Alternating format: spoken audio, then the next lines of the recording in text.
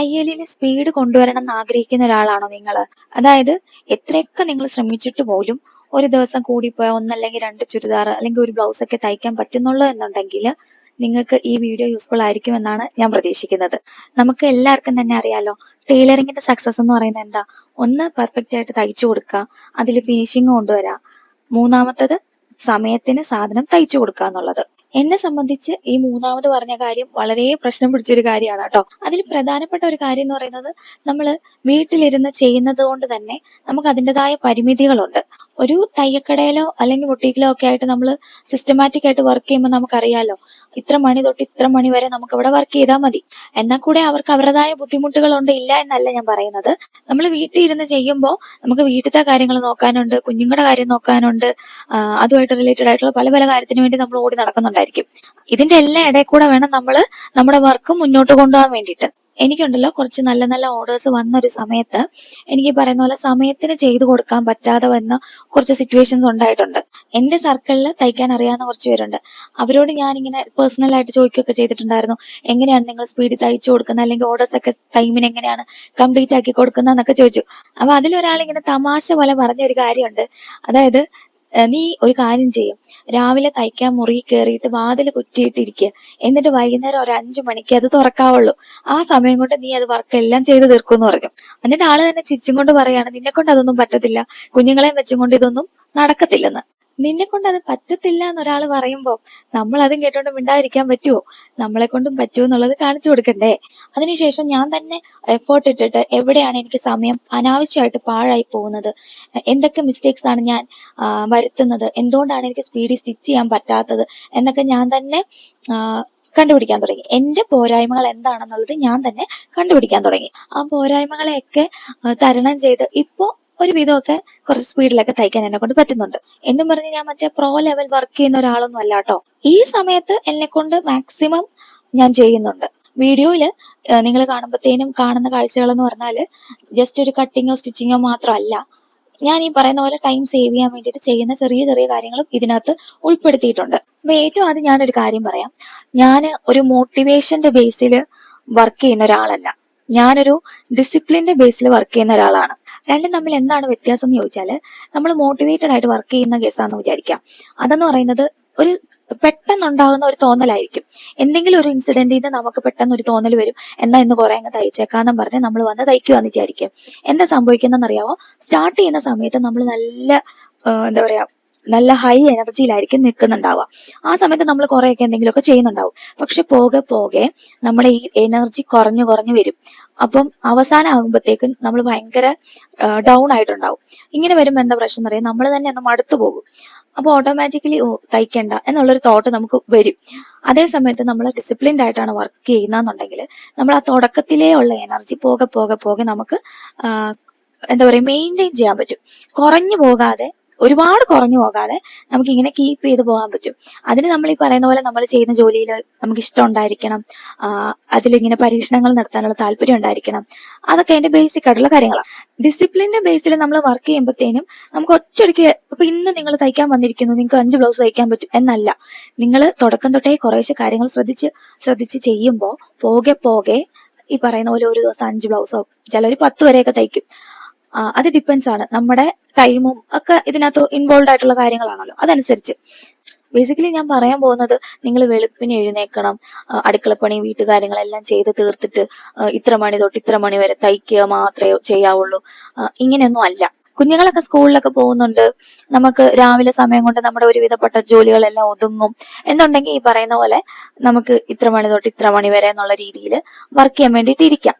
പക്ഷെ മനസ്സിലാക്കേണ്ട ഒരു കാര്യം, നമ്മൾ ചിലര് എത്ര സമയം വന്നിരുന്ന് തയ്ച്ചെങ്കിൽ കൂടെ ഏറ്റവും അവസാനം ഈ പറയുന്ന പോലെ 1-2 ബ്ലൗസ് ആയിരിക്കും ചിലപ്പോൾ തയ്ച്ചു തീർന്നിട്ടുണ്ടാവുക. നമ്മുടെ വീഡിയോയിൽ ഞാൻ പറയാൻ വേണ്ടി പോകുന്നത്, നിങ്ങൾ തയ്ക്കാൻ വന്നിരിക്കുന്ന സമയം അതെങ്ങനെ മാക്സിമം യൂട്ടിലൈസ് ചെയ്യാം എന്നുള്ളതാണ്. അല്ലാതെ TV കണ്ടിരിക്കുമ്പോഴത്തേന് ഹെമ്മിങ് ചെയ്യണം, അതൊന്നും അല്ല. ഓക്കെ, ഏറ്റവും ഫസ്റ്റത്തെ മോസ്റ്റ് ഇമ്പോർട്ടന്റ് ആയിട്ടുള്ള ഒരു കാര്യം എന്ന് പറയുന്നത്, നിങ്ങൾ തയ്ക്കാൻ വേണ്ടി വന്നിരിക്കുമ്പോൾ കഴിവിന്റെ പരമാവധി ഫോൺ മാറ്റിവെച്ച് വർക്ക് ചെയ്യുക. ഞാൻ പറയാതെ തന്നെ നിങ്ങൾക്ക് എല്ലാവർക്കും അറിയാം, നമ്മളിൽ പലരും ചെയ്യുന്ന ഏറ്റവും വലിയ മിസ്റ്റേക്കും ഇത് തന്നെയാണ്. നമ്മൾ ഷോർട്സോ റീൽസോ അല്ലെങ്കിൽ യൂട്യൂബ് വീഡിയോസോ ഒക്കെ കണ്ട് ഇങ്ങനെ സമയം പോകും. അറിയാലോ, സമയം പോകുന്നത് അറിയത്തേ ഉണ്ടാവില്ല. എല്ലാം കഴിഞ്ഞ് വൈകുന്നേരം ആകുമ്പോഴായിരിക്കും അയ്യോ ഇത്രേ ചെയ്തോളൂ എന്നൊരു ഫീൽ വരുന്നത്. അതിന് പകരം നമ്മൾ അത്യാവശ്യ ഘട്ടത്തിൽ മാത്രം ഫോൺ യൂസ് ചെയ്യുക. തീരെ യൂസ് ചെയ്യരുതെന്നൊന്നും ഞാൻ പറയത്തില്ല. നിങ്ങൾക്ക് ഒരല്പസമയം റിലാക്സ് ചെയ്യണം എന്നൊക്കെ തോന്നുന്ന സമയത്ത് എടുക്കാം. പക്ഷെ നമ്മൾ നമ്മുടെ മൈൻഡിൽ എപ്പോഴും ഓർത്ത് വെച്ചേക്കാം, ഇങ്ങനെ ഇരുന്ന് സമയം കളയരുത് എന്നുള്ളത്. നമ്മൾ അങ്ങനെ ഇരുന്ന് സമയം കളയും തോറും ഏറ്റവും അവസാനം ആകുമ്പോൾ കസ്റ്റമറിന് സാധനം കൊടുക്കാണ്ട ടൈം എത്തുമ്പോൾ നമ്മൾ തന്നെയാണ് കുറച്ചും കൂടെ ഇരുന്ന് കഷ്ടപ്പെടേണ്ടി വരുന്നത്. ചിലരെന്ന് പറഞ്ഞാൽ നല്ല മൾട്ടി ടാസ്കിങ് സ്കില്ലുള്ള ആൾക്കാരുണ്ട്. അവരെന്ന് പറഞ്ഞാൽ നല്ല വൈബ് കിട്ടാൻ വേണ്ടിയിട്ട് പാട്ടൊക്കെ വെച്ചിട്ട് തയ്ക്കുന്നുണ്ടായിരിക്കും. ഞാൻ അതുപോലൊക്കെ തയ്ക്കാൻ ഇരിക്കുവാണെങ്കിൽ ഉണ്ടല്ലോ, നേരെ ഇരിക്കേണ്ട സാധനം തലകുത്തനെ തയ്ച്ചു വെക്കും.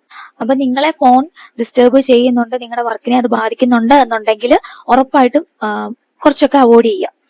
അടുത്തൊരു കാര്യം ഞാൻ എപ്പോഴും ശ്രദ്ധിക്കാറുള്ളതെന്ന് പറഞ്ഞാൽ, ഞാൻ അത്യാവശ്യം ഓർഗനൈസ്ഡ് ആയിട്ട് അല്ലെങ്കിൽ ഒന്ന് പ്ലാൻ ചെയ്തിട്ടായിരിക്കും എപ്പോഴും തയ്ക്കുന്നുണ്ടാവുക. അതല്ല എന്നുണ്ടെങ്കിൽ ഈ പറയുന്ന പോലെ എനിക്ക് ആകെ കൺഫ്യൂഷൻ ആയിരിക്കും. ഞാൻ കൃത്യമായിട്ട് എഴുതി വെക്കും എന്താണ് ഇന്നത്തെ ദിവസം ചെയ്യേണ്ട സംഭവം എന്നുള്ളത്. എല്ലായ്പ്പോഴും ഈ പ്ലാൻ വർക്കൗട്ട് ആവുമെന്ന് ചോദിച്ചാൽ, നമുക്ക് ഒരു അസുഖം വരുവാണ്, കുഞ്ഞുങ്ങൾക്ക് ഒരു അസുഖം വരുവാണ്, അല്ലെങ്കിൽ പെട്ടെന്ന് എന്തെങ്കിലും എമർജൻസി സിറ്റുവേഷൻ ഒക്കെ വരുന്ന ഒരു സാഹചര്യത്തിൽ അഫ്കോഴ്സ് അത് നടക്കത്തില്ല. പക്ഷെ അല്ലാത്ത സാഹചര്യത്തിലൊക്കെ നമുക്കിത് ഫോളോ ചെയ്യാന്നുള്ള കാര്യമേ ഉള്ളൂ. അതായത് കിട്ടുന്ന സമയത്തെല്ലാം നമ്മൾ മാക്സിമം ആ ടൈമിനെ യൂട്ടിലൈസ് ചെയ്യുക എന്നുള്ള കാര്യമാണ് ശ്രദ്ധിക്കേണ്ടത്. ചിലര് തയ്ക്കുമ്പോൾ ഉണ്ടല്ലോ, ഈച്ച് ആൻഡ് എവറി സ്റ്റെപ്പ് നല്ലോണം എൻജോയ് ചെയ്ത് നല്ല ടൈം എടുത്ത് നല്ല ഫിനിഷിങ്ങിലൊക്കെ ചെയ്യും. വേറെ ചിലരെന്ന് പറഞ്ഞാൽ ഈ പറയുന്ന പോലെ ഫിനിഷിങ്ങോ കാര്യങ്ങളോ ഒന്നും അത്ര ശ്രദ്ധിക്കത്തില്ല. പക്ഷെ അവർ പെട്ടെന്ന് തയ്ക്കുന്നുണ്ടായിരിക്കും. എനിക്ക് പേഴ്സണലി ഇതിന്റെ നടുക്ക് നിൽക്കാനാണ് ഇഷ്ടം. അതായത് എനിക്ക് എന്റെ വർക്ക് എൻജോയ് ചെയ്യാനും പറ്റണം, അത്യാവശ്യം നല്ല ഫിനിഷിങ്ങിൽ അത് ചെയ്തെടുക്കാനും പറ്റണം, എന്നാൽ അത് സ്പീഡിലായിരിക്കും വേണം. ഇപ്പൊ ഫോണിന്റെ കാര്യം ഞാൻ പറഞ്ഞല്ലോ. രണ്ടാമത് ഞാൻ ശ്രദ്ധിക്കുന്ന ഒരു കാര്യം, ഈ സ്റ്റിച്ചിങ്ങിന്റെ കാര്യത്തിലേക്ക് വേണ്ടിയിട്ട് മാത്രം ഞാനൊരു 4 ബുക്ക് സെപ്പറേറ്റ് വെച്ചിട്ടുണ്ട്. അതായത് ഒന്ന് മെഷർമെന്റ് ബുക്ക്, രണ്ടാമത്തത് ഓർഡർ ബുക്ക്, മൂന്നാമത്തത് പർച്ചേസ് ബുക്ക്, നാലാമത്തത് self improvement book. Measurement book എന്ന് പറയുമ്പോൾ കസ്റ്റമറിന്റെ പേര്, ഡീറ്റെയിൽസ്, ആളുടെ ഫുൾ മെഷർമെന്റ്സ് ഞാൻ ആ ബുക്കിൽ എഴുതി വെക്കുന്നുണ്ടായിരിക്കും. അതിനകത്ത് വേറുള്ള ഡീറ്റെയിൽസ് ഒന്നും തന്നെ എഴുതത്തില്ല. ബോഡി മെഷർമെന്റ്സ് മാത്രമേ ഞാൻ അതിൽ എഴുതി വെക്കുള്ളൂ. ഒപ്പം തന്നെ അതിലൊരു ഡേറ്റും ഞാൻ മെൻഷൻ ചെയ്തിട്ടുണ്ടായിരിക്കും. അതായത് എന്തിനാണ് ഡേറ്റ് ഞാൻ സ്പെസിഫൈ ചെയ്യുന്നതെന്ന് വെച്ചാൽ, ചിലപ്പോൾ ഇന്ന് വന്ന് അളവെടുത്ത് തയ്ച്ചിട്ട് പോകും, 2 അല്ലെങ്കിൽ 3 മാസം കഴിഞ്ഞ് വീണ്ടും വരുമ്പോൾ ആള് ചിലപ്പോൾ വണ്ണം വെച്ചിട്ടുണ്ടായിരിക്കും. അപ്പൊ നമ്മൾ വീണ്ടും അളവെടുക്കേണ്ടി വരും. അങ്ങനെയുള്ള സാഹചര്യത്തിൽ മറ്റേതിനെ വെട്ടി വീണ്ടും ഇതിന്റെ സൈഡിലേക്കൊക്കെ മാറ്റി എഴുതുമ്പോഴത്തേനും എനിക്ക് ഭയങ്കര കൺഫ്യൂഷൻ ആവാറുണ്ട്. അതുകൊണ്ട് ഞാൻ കൃത്യം ഡേറ്റ് എഴുതി മെഷർമെന്റ് മാർക്ക് ചെയ്യും, എഴുതി വെക്കും. എന്നിട്ട് ഞാൻ തയ്ക്കാൻ സമയമാകുമ്പോഴത്തേനും ഈ പറയുന്ന പോലെ ഏറ്റവും ലാസ്റ്റ് പേജസ് കവർ ചെയ്യും. അതാകുമ്പോൾ ഏറ്റവും റീസെന്റ് ആയിട്ട് ആളിന്റെ മെഷർമെന്റ് എടുത്തിരിക്കുന്ന ടൈം എനിക്ക് അറിയാൻ പറ്റും. ചിലപ്പോൾ എന്താ പറ്റുമെന്ന് പറഞ്ഞാൽ, ഞാൻ പറഞ്ഞ പോലെ മെഷർമെന്റ് വേരിയേഷൻ ഒക്കെ വരുമ്പോൾ നമ്മളത് വെട്ടിയും തിരുത്തിയൊക്കെ എഴുതുമ്പോഴത്തേനും എനിക്ക് പേഴ്സണലി കൺഫ്യൂഷൻ വരാറുണ്ട്. അത് ഒഴിവാക്കാൻ വേണ്ടിയിട്ട് ഞാൻ ഇങ്ങനെയാണ് ഫോളോ ചെയ്യാറുള്ളത്. അടുത്തതെന്ന് പറഞ്ഞാൽ ഓർഡർ ബുക്ക്. ഓർഡർ ബുക്കിനകത്ത് കസ്റ്റമർ എന്താണോ ആവശ്യപ്പെട്ടിരിക്കുന്നത് അതിന്റെ ഫുൾ ഡീറ്റെയിൽ ഞാൻ എഴുതി വെക്കും. എന്നിട്ട് അത് അവർക്ക് എന്നാണോ ആവശ്യം അതും ചോദിച്ച് മനസ്സിലാക്കി അതും എഴുതി വെച്ചിട്ടുണ്ടായിരിക്കും. ഈ ഓർഡർ ബുക്കിൽ നമ്മൾ ഇത് നോട്ട് ചെയ്യുന്ന സമയത്ത് കസ്റ്റമറും ഒപ്പം ഉണ്ടായിരിക്കണം. അതായത് കസ്റ്റമർ വന്ന് അവരുടെ ആവശ്യങ്ങൾ പറയുമല്ലോ, ഈ സമയത്ത് നമ്മൾ അത് കൃത്യമായിട്ട് എഴുതി വെക്കണം. അതല്ല എന്നുണ്ടെങ്കിൽ ചിലപ്പോ എല്ലാ കേസിലും അങ്ങനെയൊന്നും വരത്തില്ല. അവസാനം ആകുമ്പോഴത്തേനും ചിലര് നമ്മളോട് പറയും, ഞാൻ ഇങ്ങനെയല്ല പറഞ്ഞത്, ഞാൻ അങ്ങനെയായിരുന്നു പറഞ്ഞത് എന്നൊക്കെ പറഞ്ഞ് ആർഗ്യുമെന്റ് വരാൻ സാധ്യതയുണ്ട്. അത് ഒഴിവാക്കാൻ വേണ്ടിയിട്ട് എപ്പോഴും നല്ലത് ഈ പറയുന്ന പോലെ ആ കസ്റ്റമർ പറയുന്ന സമയത്ത് തന്നെ നമ്മൾ അത് നോട്ട് ചെയ്ത് വെക്കുക എന്നുള്ളതാണ്. പിന്നെ ഉള്ളത് പർച്ചേസ് ബുക്ക്. അതിൽ ഞാൻ നോട്ട് ചെയ്യുന്നതെന്ന് പറഞ്ഞാൽ എന്തൊക്കെ സാധനങ്ങൾ ആവശ്യമായിട്ട് വേണ്ടി വരും, അതിന്റെ പ്രൈസ് ഏകദേശം എത്രയാകും, അങ്ങനെയൊക്കെയുള്ള കാര്യങ്ങളാണ് അതിൽ എഴുതി വെക്കുന്നത്. പിന്നെയാണ് മോസ്റ്റ് ഇമ്പോർട്ടന്റ് ആയിട്ടുള്ള ബുക്ക്, സെൽഫ് ഇംപ്രൂവ്മെന്റ് ബുക്ക്. ഞാൻ ഇതിനകത്ത് എന്തൊക്കെയാണ് എന്റെ പ്രശ്നങ്ങൾ, സ്റ്റിച്ചിങ്ങിൽ ഞാൻ ഫേസ് ചെയ്യുന്ന പ്രശ്നങ്ങൾ, അതൊക്കെ ഞാൻ അതിനകത്ത് നോട്ട് ചെയ്ത് വെക്കും. എന്നിട്ട് അതിന് ഉള്ള സൊല്യൂഷനായിട്ട് അതിനെക്കുറിച്ച് പഠിക്കുകയും അങ്ങനെയൊക്കെ ഉള്ള കാര്യങ്ങൾ ചെയ്യും. അതേപോലെ തന്നെ ഇപ്പൊ ഞാൻ പറഞ്ഞില്ലേ സ്പീഡ് കുറവാണ് എന്നുള്ളൊരു പ്രശ്നം, അത് എന്തുകൊണ്ടാണ് വരുന്നതെന്നൊക്കെ ഞാൻ ഇങ്ങനെ ഓരോ ദിവസം ഇങ്ങനെ ചിന്തിച്ച് ഇതുകൊണ്ടൊക്കെ ആയിരിക്കും എന്നുള്ള പോലെ അതിൽ എഴുതി വെക്കും. അപ്പൊ നമുക്ക് ഓരോ ദിവസം കഴിയുന്തോറും ഈ നമ്മൾ പ്രശ്നമാണെന്ന് നമ്മൾ കണ്ടെത്തിയ കാര്യങ്ങൾ നമ്മൾ കുറച്ച് കൊണ്ടുവരുമ്പോഴത്തേനും ഗ്രാജുവലി അത് നമുക്ക് സ്പീഡിലേക്ക് എത്തും. അപ്പം നിങ്ങളും നിങ്ങളുടെ പോരായ്മകൾ എന്താണ്, തയ്യലിൽ നിങ്ങൾ എന്തൊക്കെയാണ് പ്രശ്നങ്ങൾ ഫേസ് ചെയ്യുന്നതെന്നൊക്കെ ഒരു ബുക്കിൽ നോട്ട് ചെയ്യുന്നത് വളരെ നല്ലതായിരിക്കും. ഇപ്പൊ നമ്മുടെ അടുത്തേക്ക് ഒരു കസ്റ്റമർ തയ്ക്കാൻ വേണ്ടി വരികയാണ്. അപ്പൊ എന്തൊക്കെ കാര്യങ്ങൾ നമ്മൾ ശ്രദ്ധിക്കണം? ഒന്ന്, കസ്റ്റമർ കൊണ്ടുവന്നിരിക്കുന്ന മെറ്റീരിയൽ എന്താണ്, അത് എത്ര മീറ്റർ ഉണ്ട്, എന്താണ് കസ്റ്റമറിന്റെ ഐഡിയ, ആ ഐഡിയക്കൊത്ത മെറ്റീരിയൽ അതുണ്ടോ, അതിന് പറ്റുന്ന മെറ്റീരിയൽ ആണോ കയ്യിലുള്ളത്, ലൈനിങ് ഉണ്ടോ, ഇങ്ങനെയൊക്കെയുള്ള കാര്യങ്ങൾ നമ്മൾ ചെക്ക് ചെയ്തിട്ടുണ്ടായിരിക്കണം. ചിലരെങ്ങനെയാന്ന് വെച്ച് കഴിഞ്ഞാൽ തുണി തുറന്നു പോലും നോക്കത്തില്ല. എന്നിട്ട് കസ്റ്റമർ പറയുന്ന ഡേറ്റിന്റെ അടുത്താകുമ്പോഴത്തേനും അവരെ വിളിച്ചിട്ട് പറയും തുണി തികയത്തില്ല, അങ്ങനെ ഇങ്ങനെയെന്നൊക്കെ പറയും. അപ്പൊ അവസാനം ഉണ്ടാകുന്ന റഷ് ഒഴിവാക്കാൻ വേണ്ടിയിട്ട് എപ്പോഴും നല്ലത് നമ്മൾ ആ കൊണ്ടുവരുന്ന സമയത്തെ ആവശ്യമായിട്ടുള്ള തുണി ഉണ്ടോ, ഇവർ പറയുന്ന മോഡലിൽ തയ്ക്കാൻ പറ്റുമോ, ഇങ്ങനെയൊക്കെയുള്ള കാര്യങ്ങൾ അറിഞ്ഞിരിക്കുക. അല്ലെങ്കിൽ അത് കസ്റ്റമറുമായിട്ട് ഡിസ്കസ് ചെയ്യുക. അതേപോലെ തന്നെ അവർ, ഞാൻ നേരത്തെ പറഞ്ഞില്ല, അവർക്ക് എന്താണോ അവരുടെ ഐഡിയ അത് നിങ്ങൾ ഈ പറയുന്ന ഓർഡർ ബുക്കിൽ എഴുതി വെക്കണം. അപ്പോൾ കൺഫ്യൂഷൻസ് ഒഴിവാക്കാം. രണ്ടുപേരും, ഒന്നാമത്തെ കാര്യം, ടൈലറും കസ്റ്റമറും തമ്മിലുള്ള കമ്മ്യൂണിക്കേഷൻ കൃത്യമായെങ്കിൽ മാത്രമേ കൃത്യമായ ഔട്ട്ഫിറ്റ് ഉണ്ടാകത്തുള്ളൂ. അല്ല എന്നുണ്ടെങ്കിൽ കസ്റ്റമർ പറയുന്നതും നമുക്ക് മനസ്സിലാകുന്നതും രണ്ടാണെന്നുണ്ടെങ്കിൽ തയ്ച്ചു വരുമ്പോൾ അത് വേറൊരു സാധനമായിരിക്കും. നമ്മൾ അത് ശ്രദ്ധിച്ചില്ല എന്നുണ്ടെങ്കിൽ കസ്റ്റമർ പറയുന്നതായിരിക്കത്തില്ല നമ്മൾ തയ്ച്ചു കൊടുക്കുന്നുണ്ടാവുക. അതുകൊണ്ട് അവരുടെ ഐഡിയ എന്താണ് കൃത്യം മനസ്സിലാക്കി നമുക്കത് മനസ്സിലായത് ഇങ്ങനെയാണ് എന്നുള്ളത് അവരെ പറഞ്ഞ് ബോധ്യപ്പെടുത്തുക. പിന്നെ ചില കേസ് എന്ന് പറഞ്ഞാല് ചിലപ്പോൾ ഇവർ പറയുന്ന ഐഡിയക്കൊത്ത തുണി ആയിരിക്കത്തില്ല കൊണ്ടുവരുന്നത്. അപ്പൊ നമ്മൾ എത്ര പറഞ്ഞാലും അവര് ചിലപ്പോ അത് ഉൾക്കൊള്ളാൻ തയ്യാറായിക്കൊള്ളണമെന്നില്ല. അപ്പൊ നമ്മള് അവർ പറയുന്ന പോലെ അങ്ങ് ചെയ്യുക, അത്രേ ഉള്ളൂ. കസ്റ്റമറിനോട് സംസാരിക്കുമ്പോൾ നിങ്ങൾ നിങ്ങളുടെ റേറ്റ് ആദ്യമേ തന്നെ പറഞ്ഞേക്കുക. ഇപ്പോൾ ലൈനിങ് എടുത്തിട്ടില്ല, നിങ്ങളാണ് ലൈനിങ് എടുക്കേണ്ടത് എന്നുണ്ടെങ്കിൽ അതിന്റെ എമൗണ്ടും ഇത്രയാകും എന്നുള്ളത് അവരോട് പറഞ്ഞ് മനസ്സിലാക്കി കൊടുക്കുക. അതല്ലെങ്കിൽ നമ്മൾ തയ്ച്ചെല്ലാം കഴിഞ്ഞ് ഈ പറയുന്ന പോലെ ലൈനിങ്ങിന്റെ എമൗണ്ടും എല്ലാം ചേർത്ത് അവരോട് പറയുമ്പോൾ ചിലർക്ക് അത് കൂടുതലായിട്ട് തോന്നും. അപ്പോൾ ഈ അവസാന നിമിഷം ഇത് ചിലപ്പോൾ എന്തെങ്കിലും ഒരു ആർഗ്യുമെന്റ് ഒക്കെ ഉണ്ടാകുന്ന സമയത്ത് നമുക്ക് മാനസികമായിട്ട് ബുദ്ധിമുട്ടുണ്ടാവും. ഇത് നമ്മുടെ അടുത്ത വർക്കിനെ ബാധിക്കും. അപ്പൊ നമ്മള്, അതായത് പ്രീവിയസ് കസ്റ്റമറിന്റെ ഒരു ബാഡ് ഇൻസിഡന്റുമായിട്ട് നമ്മൾ അടുത്ത കസ്റ്റമറിന്റെ സാധനം എടുത്ത് തയ്ക്കാന്ന് പറഞ്ഞിരിക്കുമ്പോൾ നമ്മൾ ആ ഒരു വിഷമത്തിലായിരിക്കും ചിലപ്പോൾ അത് തയ്ക്കാനിരിക്കുന്നുണ്ടാവുക. അത് ആ ഔട്ട്ഫിറ്റിനെ മോശമായിട്ട് ബാധിച്ചേക്കാം. പിന്നെ നിലവിൽ നമ്മൾ ഒരു സാധനം തയ്ച്ചെടുക്കാൻ വേണ്ടിയിട്ട് നമുക്ക് എന്തോരം സമയം എടുക്കുന്നുണ്ട് എന്നുള്ളതിനെ കുറിച്ചൊരു ധാരണ നമുക്കുണ്ടായിരിക്കണം. ഇപ്പോൾ ഒരു ചുരിദാറോ ഒരു ബ്ലൗസോ നിങ്ങൾക്ക് തയ്ക്കണമെങ്കിൽ എന്തോരം സമയം നിങ്ങൾക്ക് അത് ആവശ്യമായിട്ട് വേണ്ടി വരുന്നുണ്ട് എന്നുള്ളതിനെ കുറിച്ചൊരു ധാരണ. എങ്കിൽ മാത്രമേ കസ്റ്റമറിനോട് ഡേറ്റ് പറയാനും പറ്റുള്ളൂ. അല്ലെങ്കിൽ കസ്റ്റമർ പറയുന്ന ഡേറ്റിന് നമുക്കത് ചെയ്ത് കൊടുക്കാൻ പറ്റുമോ ഇല്ലയോ എന്നുള്ളതിനെ കുറിച്ച് നമുക്കൊരു ഐഡിയ കിട്ടുള്ളൂ. ചിലപ്പോൾ അവരൊരു ഒരാഴ്ച കഴിഞ്ഞിട്ടൊക്കെ ആയിരിക്കും ചോദിക്കുന്നത്. പക്ഷെ ഇതിന്റെ ഇടയിലെല്ലാം നമുക്ക് ചെയ്തു കൊടുക്കാനുള്ള കാര്യങ്ങളൊക്കെ ഉണ്ടാവും. അപ്പൊ ഇതിന്റെ ഇടയിൽ കൂടെ നമുക്ക് ആ ഓർഡർ കംപ്ലീറ്റ് ചെയ്ത് കൊടുക്കാൻ പറ്റുമോ എന്ന് അറിയണമെന്നുണ്ടെങ്കിൽ ഈ പറഞ്ഞ പോലെ നമുക്ക് എത്ര സമയം ആവശ്യമായിട്ട് വരുമോ എന്നുള്ളതിനെ കുറിച്ച് നമുക്കൊരു ഐഡിയ ഉണ്ടായിരിക്കണം. ഇപ്പോൾ നോർമൽ ഒരു നെക്ക് സ്റ്റിച്ച് ചെയ്യുന്ന ടൈം അല്ല ഒരു സ്കാലപ്പിനൊക്കെ ഒരു കോളറിനൊക്കെ ഒക്കെ വരുമ്പോഴത്തേനും ആവശ്യമായിട്ട് വരുന്നത്. അതിന് അതിൻ്റെതായ സമയം എടുക്കാറുണ്ട്. അപ്പോൾ ആ ടൈമിനെ കുറിച്ചൊക്കെ നമുക്കൊരു മുൻധാരണ ഉള്ളത് നല്ലതായിരിക്കും. അതേപോലെ തന്നെ കസ്റ്റമർ നമ്മളോട് ഒരു ഡേറ്റ് പറയുന്നുണ്ടാവുമല്ലോ, അല്ലെങ്കിൽ നമ്മളാണെങ്കിലും ഒരു ഡേറ്റ് പറയുന്നുണ്ടാവും. അതിനേക്കാളും ഒരു 2 ദിവസം മുന്നേ എങ്കിലും അറ്റ്ലീസ്റ്റ് ക്ലോത്ത് കട്ട് ചെയ്ത് വെച്ചിട്ടുണ്ടായിരിക്കണം. അതിന്റെ അടുത്ത ദിവസം അത് സ്റ്റിച്ച് ചെയ്തും കഴിഞ്ഞിട്ടുണ്ടായിരിക്കണം. എനിക്കറിയാം, ഞാൻ ഉൾപ്പെടെ നമ്മളിൽ പലരും ഈ പറയുന്ന പോലെ കസ്റ്റമറിന് നാളെയാണ് കൊടുക്കാനുണ്ടെങ്കിൽ ഇന്നായിരിക്കും നമ്മൾ അത് കട്ട് ചെയ്യുന്നുണ്ടാവുക, അല്ലെങ്കിൽ നാളെ വൈകിട്ടാണ് കൊടുക്കേണ്ടെങ്കിൽ നാളെ രാവിലെ ആയിരിക്കും നമ്മൾ അത് തയ്ക്കാൻ എടുക്കുന്നുണ്ടാവുക. അപ്പൊ ഇങ്ങനെ വരുമ്പോൾ നമുക്ക് ഓട്ടോമാറ്റിക്കലി നല്ല ടെൻഷൻ ആയിരിക്കും. ഒന്നിനും സമയം തികയുന്നില്ല എന്ന് തോന്നും. ഇനി കറണ്ട് എങ്ങാനും ഒന്ന് പോയാൽ തീർന്നു പിന്നെ. അപ്പൊ അതൊക്കെ ഒഴിവാക്കി നമുക്ക് എങ്ങനെ നമ്മുടെ ടൈമിനെ മാനേജ് ചെയ്യാൻ പറ്റും എന്നുള്ളതാണ് ഇനി ഞാൻ പറയുന്നത്.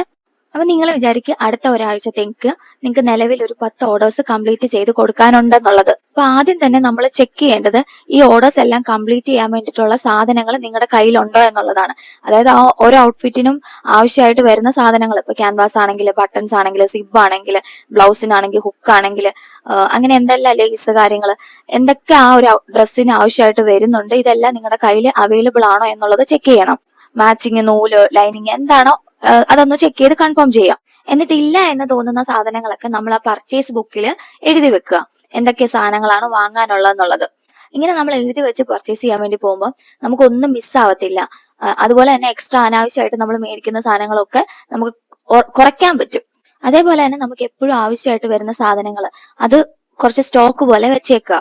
അതായത് നമുക്ക് എപ്പോഴും ആവശ്യമായിട്ട് വരുമെന്ന് തോന്നുന്ന കളേഴ്സ്, ത്രെഡ് ഉണ്ടല്ലോ, ഇപ്പൊ ബ്ലാക്കോ വൈറ്റോ ക്രീമോ റെഡോ ഗ്രീനോ, അങ്ങനെ ഭയങ്കര കോമൺ ആയിട്ട് നമുക്ക് അധികം മൂവിങ് ആയിട്ടുള്ള കളേഴ്സ്, ത്രെഡ്, ഇതൊരു ചെറിയൊരു ബോക്സ് പോലെ 80 രൂപയുടെ ഒക്കെ ഒരു ബോക്സ് മേടിക്കാൻ കിട്ടും. അങ്ങനെ മേടിച്ച് വെക്കുവാണെങ്കിൽ അത് നല്ലതാണ്. അതേപോലെ തന്നെ ഞാൻ പറഞ്ഞ പോലെ കോമൺ കളേഴ്സ് വരുന്ന ലൈനിങ് ഇതും മേടിച്ച് വെക്കുന്നത് നല്ലതായിരിക്കും. കുറച്ച് ഏറെ ക്യാൻവാസ് ഷീറ്റ് മേടിച്ച് വെക്കുന്നത് നല്ലതായിരിക്കും. ബ്ലൗസിനൊക്കെ ഹുക്ക് അതൊക്കെ കുറച്ച്, അതായത് എപ്പോഴും ആവശ്യമാണെന്ന് തോന്നുന്ന സാധനങ്ങൾ കുറച്ചേറെ മേടിച്ച് വെക്കുന്നത് എപ്പോഴും നമുക്ക് നല്ലതാണ്. അപ്പൊ എന്ത് തന്നെയാണെങ്കിലും നിങ്ങൾ തയ്ക്കാൻ ഇരിക്കുമ്പോഴല്ല ലൈനിങ് ഉണ്ടോ നൂലുണ്ടോ എന്ന് ചെക്ക് ചെയ്യേണ്ടത്, മുന്നേ തന്നെ അതൊക്കെ ചെക്ക് ചെയ്ത് ഉറപ്പാക്കിയിരിക്കണം. അതേപോലെ നമ്മൾ അത്യാവശ്യം ഓർഗനൈസ്ഡ് ആയിട്ട് അറേഞ്ച് ചെയ്ത് വർക്ക് ചെയ്യാൻ വേണ്ടി ശ്രമിക്കുക. അതായത് നിങ്ങളുടെ കട്ടിംഗ് ടേബിളിനടുത്ത് കട്ടിങ്ങിന്റെ സമയത്ത് ആവശ്യമായിട്ട് വരുന്ന എല്ലാ സാധനങ്ങളും നിങ്ങൾ അത് അറേഞ്ച് ചെയ്ത് വെച്ചിട്ടുണ്ടായിരിക്കണം. നമുക്ക് കയ്യെത്തും ദൂരത്ത് ഇതെല്ലാം പെട്ടെന്ന് കിട്ടുകയും വേണം. ഇതും തപ്പി നടന്ന് സമയം കളയാനായിട്ടില്ല. ഉദാഹരണം പറയുകയാണെങ്കിൽ നമ്മുടെ കട്ടിംഗ് ടേബിളിന്റെ അടുത്ത് ആവശ്യമായിട്ടുള്ള എല്ലാ സാധനം അതിന് ചുറ്റുവട്ടത്ത് തന്നെ നിങ്ങളുടെ കയ്യെത്തും ദൂരത്ത് അറേഞ്ച് ചെയ്ത് വെക്കുക. ചോക്ക്, മെഷറിംഗ് ടേപ്പ്, കത്രിക, സ്കെയിൽസ്, എന്തൊക്കെ നിങ്ങൾക്ക് അതിന് ആവശ്യമായിട്ടുണ്ടോ അതെല്ലാം നിങ്ങൾ അവിടെ അറേഞ്ച് ചെയ്ത് വെച്ചിട്ടുണ്ടായിരിക്കണം. അതേപോലെ തന്നെ തയ്ക്കാൻ വേണ്ടി വരുമ്പോഴത്തേനും മെഷീൻ്റെ അടുത്ത് നൂല്, ത്രെഡ് കട്ടർ, സീം റിപ്പർ, ഇങ്ങനെ ആവശ്യമായിട്ടുള്ള സാധനങ്ങളൊക്കെ അവിടെയും അറേഞ്ച് ചെയ്ത് വെച്ചിട്ടുണ്ടായിരിക്കണം. അതേപോലെ നമ്മൾ യൂസ് ചെയ്യുന്ന മെഷീൻ അത്യാവശ്യം നല്ല കണ്ടീഷനിൽ തന്നെ മെയിൻറ്റെയിൻ ചെയ്യണം കേട്ടോ. മെഷീനിൽ ഉണ്ടാകുന്ന പ്രശ്നങ്ങൾ നമ്മുടെ സ്റ്റിച്ചിങ്ങിന്റെ സ്പീഡിനെ ബാധിക്കുന്ന ആയതുകൊണ്ട് തന്നെ അത് നല്ല കണ്ടീഷനിൽ തന്നെ മെയിൻറ്റെയിൻ ചെയ്യണം. അതേപോലെ ത്രെഡ് ടെൻഷനും ഒക്കെ നന്നായിട്ടൊന്ന് ചെക്ക് ചെയ്ത് കറക്റ്റ് ചെയ്ത് വെക്കുന്നത് എപ്പോഴും നല്ലതാണ്. ഇനി നമ്മുടെ കയ്യിൽ കട്ടിങ്ങിന് ആവശ്യമായിട്ട് നമ്മൾ യൂസ് ചെയ്യുന്ന ടൂൾസ് ഉണ്ടല്ലോ, കത്രിക, ത്രെഡ് കട്ടർ, സീം റിപ്പർ, ഇതൊക്കെ നല്ല ഷാർപ്പായിരിക്കണം. അതല്ല എന്നുണ്ടെങ്കിൽ നിങ്ങൾക്കറിയാം കത്രികയ്ക്ക് മൂർച്ച ഇല്ലെന്നുണ്ടെങ്കിൽ നമുക്ക് എന്തോരം സമയം അവിടെ അനാവശ്യമായിട്ട് പോകും എന്നുള്ളത് അറിയാലോ. അപ്പോൾ അതൊക്കെ നല്ല ഷാർപ്പാണെന്നുള്ളത് ഉറപ്പുവരുത്താം. അതേപോലെ കുറച്ച് ബേസിക് ടൂൾസ് എപ്പോഴും നമ്മുടെ കയ്യിൽ ഉണ്ടായിരിക്കണം. ഞാൻ കണ്ടിട്ടുണ്ട് ചിലരെങ്കിലും ടേപ്പിൽ തന്നെ എല്ലാം, പിന്നെ അവരുടെ കൈ കൊണ്ടായിരിക്കും ബാക്കിയൊക്കെ വരയ്ക്കുന്നത്. അത് തെറ്റാണോ എന്ന് ചോദിച്ചാൽ തെറ്റാണെന്നൊന്നും ഞാൻ പറയത്തില്ല. പക്ഷേ നമുക്ക് കുറച്ചുകൂടെ എഫിഷ്യൻ്റ് ആയിട്ടും കുറച്ചുകൂടെ നീറ്റായിട്ടും വർക്ക് ചെയ്യാനായിട്ട് എപ്പോഴും നല്ലത് ഈ പറയുന്ന പോലെ ആവശ്യ സന്ദർഭങ്ങളിൽ സ്കെയിൽസ് യൂസ് ചെയ്യുന്നത് തന്നെയാണ്. ഇപ്പോൾ ആം ഹോൾ കർവ് യൂസ് ചെയ്ത് അല്ലെങ്കിൽ ഫ്രഞ്ച് കർവ് സ്കെയിൽ യൂസ് ചെയ്തിട്ട് നമ്മൾ എടുക്കുന്ന ആം ഹോളിനേക്കാളും എന്തായാലും കൈകൊണ്ട് വരയ്ക്കുന്നതിന് അത്ര ഫിനിഷിങ് ചിലപ്പോൾ കിട്ടിയെന്ന് വരത്തില്ല. അതേപോലെ തന്നെ ഈ പ്രിൻസസ് കട്ടിൻ്റെ ഒക്കെ ഷേപ്പ് എടുക്കണമല്ലോ, ഇതിനൊക്കെ ഈ കർവ് സ്കെയിൽ ഒത്തിരി നമ്മളെ ഹെൽപ്പ് ചെയ്യും. അതേപോലെ ലൂപ്പ് ടേണർ ഒക്കെ പോലുള്ള ടൂൾസ് ഉണ്ടല്ലോ, അതായത് നമുക്ക് പെട്ടെന്ന് ഒരു ചരട്, അധികം നീളമൊന്നും ഇല്ലാത്ത ചരട് തയ്ച്ചെടുക്കണം എന്നുണ്ടെങ്കിൽ ലൂപ്പ് ടേണർ ഒക്കെ നമ്മളെ ഒത്തിരി ഹെൽപ്പ് ചെയ്യും. ലൂപ്പ് ടേണറിന് അതിൻ്റെതായ പ്രശ്നങ്ങളും ഉണ്ട്, എന്നാൽ കൂടെയും അത്യാവശ്യ സന്ദർഭങ്ങളിൽ നമുക്ക് നല്ല യൂസ്ഫുൾ ആണ്. പിന്നെ ബേസിക് ആയിട്ടുള്ള കുറച്ച് പ്രഷർ ഫൂട്ടുകൾ നമ്മുടെ കയ്യിൽ ഉണ്ടായിരിക്കണം. സിംഗിൾ സൈഡ് പ്രഷർ ഫൂട്ട്, അതും അല്ലെങ്കിൽ ഇൻവിസിബിൾ സിബിന് വേണ്ടിയിട്ടുള്ളത്, അങ്ങനെ ഒന്ന് രണ്ടെണ്ണമെങ്കിലും മിനിമം നമ്മുടെ കയ്യിൽ എക്സ്ട്രാ ആയിട്ട് ഉണ്ടായിരിക്കണം. അതേപോലെ തന്നെ പ്രഷർ ഫൂട്ട് നമുക്ക് പെട്ടെന്ന് ചേഞ്ച് ചെയ്യാൻ വേണ്ടിയിട്ട് ഒരു ടൂൾ ഇപ്പോൾ അവൈലബിൾ ആണല്ലോ, ഓൺലൈനിലൊക്കെ ഉണ്ട്. എന്താണ് ക്വിക്ക് പ്രഷർ ഫൂട്ട് ചേഞ്ചറോ അങ്ങനെ എന്താണ് അതിന്റെ പേര്. അത് നമുക്ക് കയ്യിലുണ്ടെന്നുണ്ടെങ്കിൽ നമുക്ക് എളുപ്പത്തിൽ ഇങ്ങനെ ജസ്റ്റ് ഒന്ന് പ്രസ് ചെയ്ത് ഊരിയെടുക്കാൻ പറ്റും. മറ്റേ നമ്മൾ സ്ക്രൂ തിരിച്ച് ഒക്കെ കുറച്ച് സമയം എടുക്കുമല്ലോ. ഇതുണ്ടെന്നുണ്ടെങ്കിൽ നമുക്ക് ഈസി ആയിട്ട് പെട്ടെന്ന് തന്നെ നമുക്ക് പ്രഷർ കുക്കർ ചേഞ്ച് ചെയ്ത് കൊടുക്കാൻ പറ്റും. ഞാൻ ബേസിക് പ്രഷർ കുക്കർ വേണമെന്ന് പറഞ്ഞില്ലേ, നിങ്ങൾക്ക് അതുകൊണ്ട് സമയം മാത്രമല്ല നിങ്ങളുടെ വർക്കിന്റെ ഫിനിഷിങ്ങും നല്ലോണം ചെയ്തെടുക്കാൻ പറ്റുവേ. അതേപോലെ തന്നെ നമ്മൾ പുതിയതായിട്ട് അറിയുന്ന എന്തെങ്കിലും ടെക്നിക്സ് കാര്യങ്ങൾ ഇതൊക്കെ ഒന്ന് പരീക്ഷിച്ച് നോക്കുക. ഇപ്പോൾ ഒരു ഉദാഹരണം പറയുകയാണെങ്കിൽ നമുക്കറിയാം ചോക്കിൽ തന്നെ ഇപ്പോൾ വെറൈറ്റീസ് ഓഫ് ചോക്ക് ഒരുപാടുണ്ടല്ലോ. ബേസിക് ആയിട്ടുള്ള ചോക്ക്, പിന്നെ കുറച്ചുകൂടെ സ്റ്റാൻഡേർഡ് ആയിട്ട് വരുന്ന അധികം ഡസ്റ്റ് ഒന്നും ഉണ്ടാവാത്ത ചോക്ക്, പിന്നെ wax chalk, water erasable pen, heat erasable pen, ഇങ്ങനെയൊക്കെ ഒത്തിരി സംഭവങ്ങൾ ഇപ്പോൾ അവൈലബിൾ ആണല്ലോ. ഇതിലൊക്കെ ഒന്ന് പരീക്ഷിക്കുന്നത് നല്ലതായിരിക്കും. ഞാനത് പറയാൻ കാര്യം എന്താണെന്ന് വെച്ചാൽ, നമ്മൾ സാധാരണ യൂസ് ചെയ്യുന്ന ചോക്കുണ്ടല്ലോ, അത് നമ്മൾ പെട്ടെന്നൊന്നും അതിന്റെ മാർക്കിങ്ങും പോകത്തില്ല. നമ്മൾ നല്ലോണം വാഷ് ചെയ്തൊക്കെ കളയേണ്ടി വരാറുണ്ട്. അപ്പൊ നമ്മൾ ലൈറ്റർ ആയിട്ടുള്ള ഫാബ്രിക് യൂസ് ചെയ്യുമ്പോഴത്തേനും ഇതിന്റെ ആ കളർ ഷെയ്ഡ് മാറ്റിയെടുക്കുക എന്ന് പറയുന്നത് ഒരു വലിയ ടാസ്ക് തന്നെയാണ്. ഈ പറയുന്ന പോലെ വാക്സ് ചോക്ക് ഒക്കെ നമ്മൾ യൂസ് ചെയ്യുമ്പോഴത്തേനും നിങ്ങൾ കാണുന്നുണ്ടല്ലോ, ഹീറ്റ് കൊടുക്കുമ്പോഴത്തേനും അതിന്റെ എല്ലാ മാർക്കിങ്ങും പോകും. ഇതുപോലെ ഹീറ്റ് ഇറേസബിൾ പെന്നാണെങ്കിലും ഇപ്പോൾ വാട്ടർ ഇറേസബിൾ പെന്ന്, ഇങ്ങനെയൊക്കെയുള്ള സംഭവങ്ങൾ ഇതൊക്കെ ലൈറ്റർ ഷെയ്ഡിൽ നമ്മൾ യൂസ് ചെയ്യുകയാണെന്നുണ്ടെങ്കിൽ നമുക്ക് ഈ പറയുന്ന പോലെ അതിന്റെ ആ സ്റ്റെയിൻ എളുപ്പത്തിൽ കളയാൻ പറ്റും. അപ്പൊ നമുക്ക് കസ്റ്റമറിന് അത് കൊടുക്കുന്നതിന് മുന്നേ ജസ്റ്റ് ഒന്ന് ഹീറ്റ് കൊടുത്ത് പ്രസ് ചെയ്തൊക്കെ എടുക്കുമ്പോൾ തന്നെ അതിന്റെ ആ മാർക്കിങ് പോകും. മറ്റേത് നമ്മൾ നനച്ച് പിന്നെയും അയൺ ചെയ്തൊക്കെ സെറ്റ് ചെയ്തൊക്കെ വരേണ്ടി വരും. ചില മെറ്റീരിയൽ ആണെങ്കിൽ എത്രയൊക്കെ ശ്രമിച്ചെന്ന് പറഞ്ഞാലും അതിന്റെ കളർ പോകത്തില്ല, നമ്മൾ വരച്ചിരിക്കുന്ന ചോക്കിന്റെ ഷെയ്ഡ് പോകത്തില്ല. അപ്പൊ അത് കസ്റ്റമറിനെയും അത്ര ഇംപ്രസീവ് ആക്കുന്ന ഒരു കാര്യമല്ല. അതുകൊണ്ട് നമ്മൾ മാക്സിമം ഇങ്ങനെയൊക്കെയുള്ള കാര്യങ്ങളും കൂടെ ട്രൈ ചെയ്ത് നോക്കുക. അതേപോലെ തന്നെ അത്യാവശ്യം ക്വാളിറ്റി ഉള്ള ലൈനിങ് പർച്ചേസ് ചെയ്യാൻ വേണ്ടിയിട്ട് ശ്രമിക്കുക. എന്താന്ന് വെച്ചാൽ നമുക്കറിയാം ചില ക്വാളിറ്റി കുറവുള്ള ലൈനിങ് മെറ്റീരിയൽ നമുക്ക് പ്രീ വാഷ് ചെയ്തെടുക്കേണ്ടി വരും. കാരണം അത് ചുരുങ്ങും എന്നൊക്കെ ഉള്ള ഒരു പ്രശ്നം ഉള്ളതുകൊണ്ട്. അപ്പോൾ നമുക്ക് അവിടെ ആ സമയം ലാഭിക്കാൻ പറ്റും അത്യാവശ്യം ക്വാളിറ്റി ഉള്ള ലൈനിങ് നമ്മൾ പർച്ചേസ് ചെയ്യുകയാണെന്നുണ്ടെങ്കിൽ. ഓക്കെ, നമ്മൾ അങ്ങനെ എല്ലാം ഒരുവിധമൊക്കെ സെറ്റ് ചെയ്ത് ബേസിക് ആയിട്ടുള്ള കാര്യങ്ങളെല്ലാം സെറ്റ് ചെയ്ത് വെച്ചിട്ടുണ്ട്. ഇനി നമ്മൾ കട്ടിങ്ങിന്റെ കേസിന് മുന്നേ ആയിട്ട് ചെയ്യേണ്ടത് ഈ കട്ട് ചെയ്യാൻ വേണ്ടിയിട്ടുള്ള അത്രയും തുണികൾ നമ്മൾ മുൻകൂട്ടി തന്നെ തേച്ച് റെഡിയാക്കി വെക്കുക, അയൺ ചെയ്ത് സെറ്റ് ചെയ്ത് വെക്കുക. അതായത് ഇതിന്റെ ഇടയിലെല്ലാം മടക്കുകൾ ഉണ്ടാവും, ചുളിവുകൾ ഉണ്ടാവും. നമ്മൾ പണ്ട് സ്കൂളിൽ പഠിച്ചിട്ടില്ലേ, അതായത് ഒരാഴ്ചത്തേക്ക് ഇടാനുള്ളതെല്ലാം നമ്മൾ മുൻകൂട്ടി അയൺ ചെയ്ത് വെക്കുക. അതാവുമ്പോൾ നമുക്ക് കറണ്ട് ബില്ല് സേവ് ചെയ്യാൻ പറ്റുമെന്നുള്ളത്. അതെങ്ങനെയാ, നമുക്ക് തേക്കാനുള്ളതെല്ലാം നമ്മൾ വൺസ് തേച്ച് കഴിഞ്ഞാൽ പിന്നെ എല്ലാ ദിവസവും ഈ അയൺ ബോക്സ് ഓൺ ആക്കുക ഓഫ് ആക്കുക. നമുക്കറിയാം ഹീറ്റ് കൂടുതൽ ആകുന്ന സാധനങ്ങളാണല്ലോ, ഹീറ്റ് കൂടുതലാകുന്നതും തണുപ്പിക്കുന്നതായ സാധനങ്ങളാണ് ഇലക്ട്രിസിറ്റി ബില്ല് കൂട്ടുന്നത്. അപ്പോൾ ഓരോ പ്രാവശ്യവും നമ്മൾ അയൺ ബോക്സ് ഹീറ്റ് ചെയ്യും തോറും അതിനനുസരിച്ചുള്ള ബില്ല് വരും, അല്ലെങ്കിൽ അതിനനുസരിച്ചുള്ള കറണ്ട് നമ്മൾ യൂസ് ചെയ്യും. അപ്പൊ ഞാൻ ചെയ്യുന്നത് ഇതേപോലെ മുൻകൂട്ടി അയൺ ചെയ്ത് ഫോൾഡ് ചെയ്തൊക്കെ വെച്ചിട്ടുണ്ടായിരിക്കും. എന്നിട്ട് കട്ട് ചെയ്യേണ്ട ആ ടൈം ആകുമ്പോഴത്തേനും, അല്ലെങ്കിൽ കട്ട് ചെയ്യുന്ന പ്രോസസ്സ് വരുമ്പോഴത്തേനും പ്രത്യേകിച്ച് ഒന്നും ചെയ്യാനില്ലല്ലോ, മടക്ക് നിവർത്തി അങ്ങ് വെച്ച് കട്ട് ചെയ്താൽ മാത്രം മതി. പിന്നെ ചില സമയത്ത് ഞാൻ മുന്നേ പറഞ്ഞില്ലേ, കുറച്ച് എൻജോയ് ചെയ്ത് സ്റ്റിച്ച് ചെയ്യണമെന്ന് തോന്നുന്ന സാഹചര്യത്തിൽ ഞാൻ ഇതുപോലെ സമയം എടുത്തൊക്കെ ചെയ്യത്തുള്ളൂ. അല്ലാത്ത പക്ഷം പെട്ടെന്ന് കൊടുക്കാനുണ്ട്, വർക്ക് നല്ലോണം വരുന്ന ടൈം ആണെങ്കിൽ ഈ പറയുന്ന പോലെയൊക്കെയുള്ള കാര്യങ്ങൾ ഞാൻ ശ്രദ്ധിക്കും. വീഡിയോ നിങ്ങൾ ശ്രദ്ധിച്ചിട്ടുണ്ടെങ്കിൽ മനസ്സിലായി കാണാം, എനിക്ക് കട്ട് ചെയ്യാനുള്ളതെല്ലാം ഞാൻ മുന്നേ കൂട്ടി അയൺ ചെയ്തെല്ലാം സെറ്റ് ചെയ്ത് വെച്ചിട്ടുണ്ട്. അതേപോലെ നമ്മുടെ സമയത്തെ ഒത്തിരി സേവ് ചെയ്യാൻ പറ്റുന്ന മറ്റൊരു കാര്യമാണ് പാറ്റേൺ യൂസ് ചെയ്ത് കട്ട് ചെയ്യാന്നുള്ളത്. അതായത് ഒരു കസ്റ്റമറിന്റെ ബേസിക് ആയിട്ടുള്ള മെഷർമെന്റ് വെച്ചിട്ട് നിങ്ങൾ ഒരു പാറ്റേൺ ക്രിയേറ്റ് ചെയ്ത് വെക്കുകയാണെന്നുണ്ടെങ്കിൽ അതനുസരിച്ച് പിന്നെ നമുക്ക് കോപ്പി പേസ്റ്റ് ചെയ്യുന്ന പോലെ ചാർട്ട് പേപ്പറോ എന്തെങ്കിലും വരച്ച് വെച്ചിട്ടുണ്ടെങ്കിൽ ഫാബ്രിക്കിലേക്ക് നമുക്ക് ട്രേസ് ചെയ്താൽ മാത്രം മതിയല്ലോ. നിങ്ങൾ വീഡിയോ ശ്രദ്ധിച്ചിട്ടുണ്ടായിരിക്കും, തുടക്കത്തിൽ ഞാൻ ഒരു പേപ്പർ കട്ടിംഗ് ആണ് ചെയ്തെടുത്തിട്ടുണ്ടായിരുന്നത്. ഇവിടെ കസ്റ്റമർ എനിക്ക് 3 ചുരിദാറിന്റെ സെറ്റ് ആണ് കൊണ്ട് തന്നിട്ടുള്ളത്. അപ്പൊ അതില് ആകപ്പാടെ വേരിയേഷൻ എന്നോട് പറഞ്ഞിരിക്കുന്നത് നെക്കിന്റെ ഷേപ്പിൽ മാത്രമാണ്, ബാക്കി എല്ലാം സിമിലർ ആണെന്ന് പറഞ്ഞു. അപ്പോൾ ഞാൻ അതിനനുസരിച്ച് ഒരു പാറ്റേൺ റെഡിയാക്കി എടുത്തു. അതാവുമ്പോൾ എനിക്ക് എല്ലാത്തിലും ഇരുന്ന് മെനക്കെട്ട് വരയ്ക്കേണ്ട ആവശ്യം വരുന്നില്ല. ബ്ലൗസിന്റെ ഒക്കെ കാര്യത്തിലാണെങ്കിൽ എന്നെ ഇത് ഒരുപാട് ഹെൽപ്പ് ചെയ്തിട്ടുള്ള കാര്യമാണ്. അതായത് റെഗുലർ ആയിട്ടുള്ള കസ്റ്റമറിന് വേണ്ടിയിട്ട് ഞാൻ ഒരു പാറ്റേൺ എപ്പോഴും സെറ്റ് ചെയ്ത് വെച്ചിട്ടുണ്ടായിരിക്കും. അതാവുമ്പോൾ ആള് പെട്ടെന്ന് വന്ന് ചോദിക്കുമ്പോഴത്തേനും എനിക്ക് പെട്ടെന്ന് തന്നെ ചെയ്ത് കൊടുക്കാൻ പറ്റാറുണ്ട്. ഇപ്പൊ സപ്പോസ് കസ്റ്റമർ അടുത്ത പ്രാവശ്യം വരുമ്പോഴത്തേനും ഈ നെക്കിന്റെ ഡെപ്തിൽ എന്തെങ്കിലും വേരിയേഷൻ ഒക്കെ വരുത്തണം എന്ന് പറയാണെന്ന് വിചാരിക്കാം. അപ്പൊ എന്താ ചെയ്യാൻ പറ്റുക പറഞ്ഞാല്, നമ്മൾ ബാക്കിയുള്ള കാര്യങ്ങളെല്ലാം ചാർട്ട് പേപ്പറിലെ പോലെ മാർക്ക് ചെയ്തെടുക്കുക. പിന്നെ ഈ നെക്കിന്റെ അനുസരിച്ചുള്ള കാൽക്കുലേഷൻ ഉണ്ടല്ലോ, അവിടെ മാത്രം നമുക്ക് ചേഞ്ച് ചെയ്ത് കൊടുത്താൽ മാത്രം മതി. അത് ഫാബ്രിക്കിലേക്ക് മാർക്ക് ചെയ്യുന്ന ടൈമിൽ അങ്ങോട്ടും ഇങ്ങോട്ടും ജസ്റ്റ് ഒന്ന് മാർക്ക് ചെയ്ത് കൊടുത്താൽ മതി. നമ്മൾ ഈ പലരും തയ്ക്കുന്നത് എങ്ങനെയാണെന്ന് അറിയാമോ? ഇപ്പൊ ഒരു 10 എണ്ണം നമുക്ക് തയ്ക്കാനുണ്ടെന്ന് വിചാരിക്കാം. നമ്മൾ അതിൽ ആദ്യം ഒരെണ്ണം എടുക്കും, കട്ട് ചെയ്യും, സ്റ്റിച്ച് ചെയ്യും, ലോക്ക് ചെയ്യും, ഹെമ്മിങ് ചെയ്യും, അവസാനിപ്പിക്കും, വീണ്ടും അടുത്തത് എടുക്കും, ഇതേ പ്രൊസീജിയർ വീണ്ടും ചെയ്യും. ഇപ്പൊ നമ്മുടെ ഒരു ടൈലറിംഗ് ഷോപ്പിലോ അല്ലെങ്കിൽ ഒരു ബൊട്ടീക്കിലോ ഒക്കെ ചെന്ന് കഴിഞ്ഞാൽ നോക്കിക്കഴിഞ്ഞാൽ മനസ്സിലാവും, അവിടെ ഒരു കട്ടിംഗ് മാസ്റ്റർ ഉണ്ടാവും, പിന്നെ സ്റ്റിച്ചിങ്ങിന് ആൾക്കാരുണ്ടാവും, ഹെമ്മിങ്ങിന് ആൾക്കാരുണ്ടാവും, ഇപ്പോൾ എംബ്രോയിഡറി ഒക്കെ ചെയ്യുന്നുണ്ടെങ്കിൽ അതിനും വേറൊരു ആൾക്കാരുണ്ടായിരിക്കും. പക്ഷെ നമ്മളെ സംബന്ധിച്ചിടത്തോളം ഇതെല്ലാം നമ്മൾ തന്നെ ഒരുമിച്ചാണല്ലോ ചെയ്യേണ്ടത്. നമ്മൾ ആ ഒരു ട്രാക്കിനെ ചെറുതായിട്ടൊന്ന് മാറ്റി പിടിച്ചാൽ മതി. എന്താന്ന് വെച്ചാൽ മുന്നേ ഞാൻ പറഞ്ഞില്ലേ, അയൺ ചെയ്യാനുള്ളതെല്ലാം ആദ്യമേ അയൺ ചെയ്യാം എന്ന് പറയുന്ന പോലെ തന്നെ കട്ട് ചെയ്യാനുള്ളതെല്ലാം ആദ്യമേ കട്ട് ചെയ്ത് വെക്കാം. ചിലപ്പോൾ നമുക്ക് ഈ പറഞ്ഞ പോലെ ഒരു കസ്റ്റമറിന് വേണ്ടിയിട്ട് നമുക്ക് 2-3 ടോപ്പൊക്കെ ഒരുമിച്ച് ചെയ്യേണ്ടി വരുവാണെങ്കിൽ അതിനെ ജസ്റ്റ് ഒന്നിന് മീതെ ഒന്നാക്കി വെച്ച് ഒരുമിച്ച് കട്ട് ചെയ്തെടുക്കാം. ഇനി അതല്ല സെപ്പറേറ്റ് ആണ് ചെയ്യുന്നെങ്കിൽ അതും നമുക്ക് ഫസ്റ്റ്, അതായത് കട്ടിങ് എല്ലാം ഒരു ദിവസം 1-2 ദിവസം നിങ്ങൾ മെനക്കെട്ട് കട്ടിങ് മാത്രം ചെയ്യാം. കട്ട് ചെയ്യുമ്പോഴത്തേനും ആ ഔട്ട്ഫിറ്റിന് വേണ്ടിയ എല്ലാ പീസും ഒരുമിച്ച് കട്ട് ചെയ്തിട്ടുണ്ടായിരിക്കണം. അതായത് സ്റ്റിച്ച് ചെയ്യാൻ പോയിരിക്കുമ്പോൾ നമ്മൾ അയ്യോ ആ പീസ് വെട്ടിയില്ലല്ലോ എന്ന് പറഞ്ഞ് നമ്മൾ വീണ്ടും വെട്ടാൻ വേണ്ടി പോവരുത്.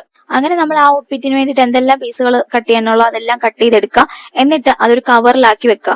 കവറിലാക്കി വെക്കുമ്പോഴത്തേനും നമുക്ക് വേണമെന്നുണ്ടെങ്കിൽ അതിന് മാച്ചിങ് ആയിട്ടുള്ള ത്രെഡും അല്ലെങ്കിൽ ലേസോ എന്താണ് നമ്മൾ അതിനകത്ത് ആഡ് ചെയ്യാൻ ഉദ്ദേശിക്കുന്നത് ഇതെല്ലാം വെച്ചിട്ട് കവർ ചെയ്ത് വെക്കാം. എന്നെ സംബന്ധിച്ച് സ്റ്റിച്ചിങ്ങിനേക്കാൾ സമയം എടുക്കുന്ന പരിപാടി എന്ന് പറയുന്നത് ഈ കട്ടിംഗ് ആണ് കേട്ടോ. അതുകൊണ്ട് തന്നെ ഞാൻ കട്ടിങ്ങിന് സ്വല്പം സമയം എടുത്താൽ കൂടെയും എല്ലാം റെഡിയാക്കി വെച്ചിട്ട് ഞാൻ സ്റ്റിച്ച് ചെയ്യാൻ വേണ്ടിയിട്ട് ഇരിക്കത്തുള്ളൂ. നിങ്ങൾ ഒറ്റ സ്ട്രെച്ചിൽ നിന്ന് ഇതെല്ലാം തീർത്തെടുക്കണം എന്നല്ല കേട്ടോ ഞാൻ പറയുന്നത്. നിങ്ങൾ ഇതിന്റെ ഇടയ്ക്ക് ചെറിയ സ്പേസ് ഒക്കെ എടുക്കുക, ചെറിയൊരു ടൈം ഗ്യാപ്പ് ഒക്കെ എടുക്കുക, ഒന്ന് റെസ്റ്റ് ചെയ്യുക, അതൊക്കെ അതിന്റെ കൂടെ നടന്നു പോകണം. പിന്നെ ഈ പറഞ്ഞ പോലെ എൻജോയ് ചെയ്ത് വർക്ക് ചെയ്യണമെന്ന് തോന്നുന്ന സമയത്ത് സാഹചര്യം ഉണ്ടെങ്കിൽ, സമയം ഉണ്ടെങ്കിൽ അത് അങ്ങനെയും ചെയ്യണം. ചില സമയത്ത് നമുക്ക് ഇങ്ങനെ ഒറ്റ സ്ട്രെച്ചിൽ കട്ടിങ് മാത്രം ചെയ്തുകൊണ്ടിരിക്കുമ്പോൾ ഒരു ബുദ്ധിമുട്ടായിട്ട് തോന്നിയേക്കാം. അങ്ങനെയുള്ള ഇപ്പം രാവിലെ കട്ടിങ് ചെയ്യുക, എന്നിട്ട് ഉച്ച കഴിഞ്ഞത്തേക്കിന് സ്റ്റിച്ചിങ് അങ്ങനെ ചെയ്ത് നോക്കാം. നമ്മൾ രാവിലെ അത്യാവശ്യം എനർജറ്റിക് ആയിട്ടായിരിക്കുമല്ലോ നിൽക്കുന്നുണ്ടാവുക. അപ്പോൾ ഈ ടഫ് ആയിട്ടുള്ള കട്ടിങ് ചെയ്ത് വെക്കാം. അത് കഴിയുമ്പോൾ കുറച്ച് കഴിഞ്ഞ് സ്റ്റിച്ചിങ് ചെയ്യാം. അതാകുമ്പോൾ കുറച്ചും കൂടെ നിങ്ങൾക്ക് എളുപ്പമായിരിക്കും. നമ്മൾ പറയാറില്ലേ, പച്ചക്കറിയൊക്കെ ആദ്യമേ അരിഞ്ഞു വെക്കുവാണെന്നുണ്ടെങ്കിൽ കറി വെക്കാനായിട്ട് എളുപ്പമാണല്ലോ. അല്ലാതെ കറി വെച്ചുകൊണ്ടിരിക്കുന്നതിന്റെ ഇടയ്ക്ക് നമ്മൾ പച്ചക്കറി അരിയാൻ പോകാറില്ല. ആ ഒരു സെയിം ട്രാക്ക് ഒന്ന് പിടിച്ചാൽ മതി. സത്യം പറഞ്ഞാൽ തുടക്കത്തിലൊന്നും ഞാനും ഈ ഒരു കോൺസെപ്റ്റിൽ അത്ര വലിയ വിശ്വാസം കൊടുത്തിട്ടുണ്ടായിരുന്നില്ല. എന്റെ അനിയത്തി ഇതുപോലെ എറണാകുളത്ത് ജോലിക്ക് പോയ സമയത്ത് അവൾക്ക് അവിടെ അത്യാവശ്യമായിട്ട് ഒരു ബ്ലൗസ് എന്തോ സ്റ്റിച്ച് ചെയ്യാനായിട്ട് വേണ്ടി വന്നു. അപ്പൊ അവൾ അവിടെ അടുത്തൊരിടത്ത് തയ്ക്കാൻ വേണ്ടി കൊടുത്തു. അപ്പൊ അത് കഴിഞ്ഞ് അവൾ വീട്ടിൽ വന്നു കഴിഞ്ഞപ്പോൾ ഞാൻ തയ്ക്കുന്നത് കഴിഞ്ഞപ്പോഴത്തേനും അവൾ എന്നോട് പറഞ്ഞു, നിനക്ക് ഇത് ഇങ്ങനെ ചെയ്ത് നോക്കിക്കൂടെ, ആദ്യം കട്ട് ചെയ്യാനുള്ളതെല്ലാം കട്ട് ചെയ്ത് വെച്ചിട്ട് സ്റ്റിച്ച് ചെയ്യാനുള്ളത് പിന്നെ ചെയ്താൽ പോരെ എന്ന് ചോദിച്ചു. അപ്പൊ ഞാൻ പറഞ്ഞിട്ട് അത് കുറച്ചുകൂടെ സമയം എടുക്കുന്ന കാര്യമാണ്. അപ്പൊ അവൾ എന്നോട് പറഞ്ഞു, ഇല്ലടി ആ ഷോപ്പിലൊക്കെ അവർ അങ്ങനെയാണ് ചെയ്യുന്നത് ഞാൻ കണ്ടിട്ടുള്ളതെന്ന് പറഞ്ഞു. അവിടെ ആ ഒരു ചേച്ചി ഇതുപോലെ കട്ട് ചെയ്യാനുള്ളതെല്ലാം കട്ട് ചെയ്ത് വെച്ചിട്ട് സ്റ്റിച്ച് ചെയ്യാൻ വേണ്ടിയിട്ട് പിന്നെ ഇരിക്കുന്നതായിട്ടാണ് ശ്രദ്ധിച്ചിട്ടുള്ളതെന്ന് പറഞ്ഞു. അപ്പൊ ഞാൻ നോക്കിയപ്പോഴത്തേനും ഓക്കെ, അതുപോലെ തന്നെയാണ് ഓൾമോസ്റ്റ് ടൈലറിംഗ് ഷോപ്പുകളൊക്കെ ചെയ്യുന്നത്. പക്ഷെ അവിടെ ഈ പറയുന്ന പോലെ സ്റ്റാഫ് ഒക്കെ ഉണ്ടാവും, എന്നാൽ കൂടെ ഏകദേശം സിമിലർ ആണ് അതിന്റെ പരിപാടിയൊക്കെ. അപ്പൊ ഞാനും ആ ഒരു രീതി ഫോളോ ചെയ്ത് കഴിഞ്ഞപ്പോഴത്തെ എനിക്ക് ഭയങ്കര എളുപ്പമായിട്ട് തോന്നി. ഒരുപാട് സമയം നമുക്ക് സേവ് ചെയ്യാൻ പറ്റുന്ന പോലെ എനിക്ക് ഫീൽ ചെയ്തു. അങ്ങനെ നമ്മൾ അയൺ ചെയ്ത് വെച്ചു, കട്ട് ചെയ്ത് വെച്ചു. ഇനി നമുക്ക് സ്റ്റിച്ച് ചെയ്യാൻ വേണ്ടിയിട്ട് വന്നിരിക്കാം. അപ്പൊ സ്റ്റിച്ച് ചെയ്യാൻ വേണ്ടി വരുമ്പോഴത്തേനും ഉറപ്പായിട്ടും ഒരു ഫുൾ ബോബിൻ വൈൻഡ് ചെയ്തിട്ടുണ്ടായിരിക്കണം. അതായത് നമ്മൾ എന്താണോ തയ്ക്കാൻ ഉദ്ദേശിക്കുന്നത് അതിന്റെ മാച്ചിങ് ആയിട്ടുള്ള ത്രെഡ് നമ്മൾ ഒരു ബോബിനിൽ ഫുൾ ആയിട്ട് വൈൻഡ് ചെയ്തെടുത്തിട്ടുണ്ടായിരിക്കണം. അല്ലെങ്കിൽ എന്ത് പറ്റും, തയ്ച്ചുകൊണ്ടിരിക്കുന്നതിന്റെ പകുതി ആകുമ്പോഴത്തേനും അടിനൂല് തീർന്നു പോകും, പിന്നെ പണി പകുതിക്ക് കിടക്കും. അതേപോലെ തന്നെ ഞാൻ പറഞ്ഞില്ലേ, നമ്മൾ ഫ്രീക്വന്റ് ആയിട്ട് യൂസ് ചെയ്യുന്ന ത്രെഡ് കളർ എപ്പോഴും ഒരു ബോബിനിൽ വൈൻഡ് ചെയ്ത് വെച്ചിരിക്കുന്നത് എപ്പോഴും നമുക്ക് ഹെൽപ്ഫുൾ ആയിട്ടുള്ള ഒരു കാര്യമാണ്. അതായത് ഒരു ബ്ലാക്ക് നമുക്ക് സ്റ്റിച്ച് ചെയ്യണമെന്നുണ്ടെങ്കിൽ ഓൾറെഡി അത് വൈൻഡ് ചെയ്ത് വെച്ചിട്ടുണ്ടെങ്കിൽ പിന്നെ നമുക്ക് വൈൻഡ് ചെയ്യാൻ വേണ്ടിയിട്ട് ഇരിക്കണ്ടല്ലോ. അതേപോലെ നമ്മുടെ മുന്നത്തെ ഒരു വീഡിയോയിൽ ഞാൻ പറഞ്ഞിട്ടുണ്ടായിരുന്നു, എന്നെ സംബന്ധിച്ച് സ്റ്റിച്ച് ചെയ്യാൻ വന്നിരിക്കുമ്പോൾ ഏറ്റവും വലിയ ടാസ്ക് എന്ന് പറയുന്നത് ലൈനിങ്ങും മെയിൻ ക്ലോത്തും ആയിട്ട് അറ്റാച്ച് ചെയ്തെടുക്കുക എന്നുള്ളതാണ്. അപ്പോൾ ഞാൻ അതിന് വേണ്ടിയിട്ട് യൂസ് ചെയ്യുന്ന ഒരു മെത്തേഡ് എന്ന് പറയുന്നത് ഫാബ്രിക് ഗ്ലൂ യൂസ് ചെയ്ത് ഒട്ടിച്ചെടുക്കുക എന്നുള്ളതാണ്. ഞാൻ മനസ്സിലാക്കിയെടുത്തോളം സ്റ്റിച്ചിങ്ങിനേക്കാളും ഈ ഒരു പ്രോസസ്സ് കുറച്ചുകൂടെ ടൈം സേവ് ചെയ്യാൻ വേണ്ടിയിട്ട് എന്നെ ഹെൽപ്പ് ചെയ്തിട്ടുണ്ട്. ഒരുപാട് പേര് ആ ഒരു മെത്തേഡ് ഫോളോ ചെയ്തിട്ട് എന്നോട് പറഞ്ഞിട്ടുണ്ടായിരുന്നു അവർക്കെല്ലാം അത് യൂസ്ഫുൾ ആയിട്ടുണ്ടെന്നുള്ളത്. എനിക്കത് കേട്ടപ്പോൾ ഭയങ്കര സന്തോഷമാണ് കേട്ടോ തോന്നിയത്. ബേസിക്കലി ഇത്രേ ഉള്ളൂ. നമ്മൾ കട്ട് ചെയ്യുന്ന സമയത്ത് തന്നെ ഈ ലൈനിങ് കട്ട് ചെയ്ത് മാറ്റുന്നു. അതിനുശേഷം അത് നമ്മൾ നല്ല ഫാബ്രിക്കിൽ വെച്ച് ഒട്ടിച്ചെടുക്കുന്നു. സൈഡിൽ കൂടെ ജസ്റ്റ് എവിടെയാണോ നമ്മൾ സാധാരണ സ്റ്റിച്ച് കൊടുക്കാറുള്ളത് അതുപോലെ തന്നെ ഒരു ചെറിയൊരു പേനാവര പോലെ നമ്മൾ ഫാബ്രിക് ഗ്ലൂ വെച്ച് അതിനെ ഒട്ടിച്ചെടുക്കാം. അപ്പൊ എന്താണ് ഗുണം, നമുക്കപ്പോൾ തയ്ക്കാൻ വന്നിരിക്കുമ്പോഴത്തേനും വീണ്ടും ഈ മെയിൻ ക്ലോത്തും ലൈനിങ്ങുമായിട്ട് അറ്റാച്ച് ചെയ്യുന്ന സമയം നമുക്ക് ഒഴിവാക്കി എടുക്കാം. പിന്നെ ചിലർക്കെന്ന് പറഞ്ഞാൽ അങ്ങനെ ചെയ്യുന്നത് ഇഷ്ടമില്ല, അവർക്ക് സ്റ്റിച്ച് ചെയ്ത് തന്നെ എടുക്കുന്നതാണ് ഇഷ്ടം. അങ്ങനെയുള്ളവര് ടൈം സേവ് ചെയ്യാൻ വേണ്ടിയിട്ട് നമുക്ക് ലോങ് സ്റ്റിച്ച് ഇട്ട് മെഷീനിൽ തന്നെ ലോങ് സ്റ്റിച്ച് ഇട്ടിട്ട് നമുക്ക് തയ്ക്കാം. അപ്പൊ അറിയാലോ, ലോങ് സ്റ്റിച്ച് പെട്ടെന്ന് നമുക്ക് തയ്ച്ചെടുക്കാൻ പറ്റുമല്ലോ. അപ്പൊ ഇതുപോലെ പുറമേക്ക് കാണുന്നില്ലാത്ത തയ്യലുകളെല്ലാം നമുക്ക് വേണമെന്നുണ്ടെങ്കിൽ ഈ പറയുന്ന പോലെ, അതായത് അൺവാണ്ടഡ് ആയിട്ടുള്ള സ്റ്റിച്ചസ് ഇല്ലേ, അതൊക്കെ നമുക്ക് ഈ പറയുന്ന പോലെ ലോങ് സ്റ്റിച്ച് ആയിട്ട് കൊടുക്കുവാണെങ്കിൽ കുറച്ചുകൂടി എളുപ്പത്തിൽ ജോലി തീരും. ഒരു ഉദാഹരണം പറയുകയാണെങ്കിൽ, നിങ്ങൾ ഇപ്പോൾ ഒരു ലൈനിങ് ചുരിദാറാണ് തയ്ക്കാൻ പോകുന്നതെന്ന് വിചാരിക്കാം. നമ്മൾ ഫ്രണ്ടിലും ബാക്കിലും ക്യാൻവാസ് കൊടുത്താണ് അത് സ്റ്റിച്ച് ചെയ്യാൻ പോകുന്നതെന്ന് വിചാരിക്കാം. ഓക്കെ, അപ്പൊ നമുക്ക് എന്തൊക്കെ ചെയ്യാൻ പറ്റും? ഒന്ന്, ഫസ്റ്റത്തെ സ്റ്റെപ്പായിട്ട് ഈ ക്യാൻവാസിന്റെ അരികെ നമുക്ക് സ്റ്റിച്ച് ചെയ്തെടുക്കാം. ഇതിന്റെ ഇടയിൽ ത്രെഡിനെ കട്ട് ചെയ്ത് കൊടുക്കരുത്. ആദ്യം ഫ്രണ്ടിലത്തെ നെക്ക് ഇങ്ങനെ അടിച്ചു വരുന്നു, സൈഡ്, അത് കഴിഞ്ഞ് ബാക്കത്തെ നെക്ക്, അത് കഴിഞ്ഞ് സ്ലീവ് മടക്കി അടിക്കുന്നു, ബോട്ടം ലൈനിങ്ങിന്റെ ആ ഭാഗം ഉണ്ടല്ലോ അത് മടക്കി അടിക്കുന്നു. ഇത്രയും ചെയ്ത് കഴിഞ്ഞ് നമുക്ക് വേണമെങ്കിൽ ഈ ത്രെഡിനെ കട്ട് ചെയ്ത് കൊടുക്കാം. അപ്പൊ ഇത്രയും നേരം നമ്മൾ തയ്ച്ചെല്ലാം ഒരു നൂലിൽ ഇങ്ങനെ കണക്റ്റഡ് ആയിരിക്കും. അപ്പൊ നമ്മൾ അതിനെ സെപ്പറേറ്റ് ചെയ്ത് കൊടുക്കുക. ഇങ്ങനെ നമ്മൾ തയ്ക്കുമ്പോൾ ഉള്ള ഗുണം എന്നാണെന്നറിയാമോ? ഇടയ്ക്കിടയ്ക്ക് നമ്മൾ ഈ നൂല് ട്രിം ചെയ്തിരിക്കുന്ന ആ ഒരു സമയം നമുക്ക് ലാഭിച്ചെടുക്കാൻ പറ്റും. ഒറ്റ സ്ട്രെച്ചിൽ അത്രയും ഭാഗം തയ്ച്ചു കഴിഞ്ഞിട്ട് പിന്നെ നമുക്ക് സെപ്പറേറ്റ് ചെയ്ത് കൊടുക്കേണ്ട ഭാഗങ്ങൾ മാത്രം അങ്ങ് കട്ട് ചെയ്ത് വിട്ടാൽ മതിയല്ലോ. മറ്റേന്റെ പ്രശ്നം എന്താന്ന് പറഞ്ഞാൽ, നമ്മൾ ഒരു സ്റ്റിച്ച് കഴിഞ്ഞ് കഴിയുമ്പോൾ എന്തായാലും അതിന്റെ അറ്റത്ത് കുറച്ച് ത്രെഡ് ഇങ്ങനെ തൂങ്ങി നിപ്പുണ്ടായിരിക്കും. അത് നമ്മൾ വീണ്ടും കട്ട് ചെയ്ത് ഒഴിവാക്കണം. അടുത്ത സ്റ്റിച്ച് കഴിയുമ്പോൾ അത് ഇതേ സെയിം പ്രോസസ്സ് തന്നെ വരും. അപ്പൊ ഇതാവുമ്പോ അത്രയും വരുന്നില്ല, അത്രയും നൂലൊന്നും എക്സ്ട്രാ വന്ന് നിൽക്കുന്നുമില്ല. ഞാൻ ഈ പറഞ്ഞൊരു കാര്യം നമ്മളൊരു സ്റ്റിച്ചിങ് വീഡിയോയിൽ ഇൻക്ലൂഡ് ആക്കി കാണിച്ചു തരാവേ. അപ്പൊ കുറച്ചുകൂടെ നിങ്ങൾക്ക് ക്ലാരിറ്റി കിട്ടും. പിന്നെ നമ്മൾ കട്ട് ചെയ്യുന്ന ആ സമയത്തില്ലേ, നമ്മൾ തയ്യൽ തുമ്പ് എത്രയാണോ കൊടുക്കുന്നത് അതൊന്ന് മാർക്ക് ചെയ്യുന്നത് നല്ലതായിരിക്കും. മറ്റേ ട്രേസിംഗ് വീൽ യൂസ് ചെയ്തിട്ടോ എങ്ങനെയും നമ്മൾ എവിടെയാണ് തയ്യൽ വരേണ്ടതെന്നുള്ളത് ആദ്യമേ മാർക്ക് ചെയ്ത് വെക്കുവാണെങ്കിൽ സ്റ്റിച്ച് ചെയ്യുന്ന സമയത്ത് നമുക്ക് വീണ്ടും വീണ്ടും അളവെടുത്ത് നോക്കി സമയം കളയേണ്ട കാര്യം വരുന്നില്ല. അതല്ല എന്നുണ്ടെങ്കിൽ നമ്മൾ തയ്ക്കുന്നതിന് മുന്നേ ആയിട്ട് ഈ പറയുന്ന പോലെ കൃത്യമായിട്ട് അളവ് വരുന്നിടം മാർക്ക് ചെയ്ത് കൊടുക്കണം. അല്ലാതെ ഇടയ്ക്കിടയ്ക്ക് ഇങ്ങനെ നമ്മൾ മെഷർ ചെയ്ത് ചെക്ക് ചെയ്യാൻ വേണ്ടി പോകുമ്പോഴത്തേനും അതൊരു ബുദ്ധിമുട്ടായിട്ട് വരും. പിന്നില്ലേ, എനിക്കിങ്ങനെ അലമാരിക്കകത്ത് കവറായിട്ട് കൊണ്ട് വെച്ച് കഴിയുമ്പോഴത്തേനുണ്ടല്ലോ, ഒന്നാമത്തെ കാര്യം ഒരു ടെൻഷനാണ് ഈ കവറെല്ലാം കൂടെ ഇങ്ങനെ കാണുമ്പോഴത്തേനും. അത് മാത്രമല്ല, നമുക്കൊരു കൺഫ്യൂഷനാണ് ഏത് ആദ്യം ചെയ്യണം എന്നൊക്കെ ഉള്ളത്.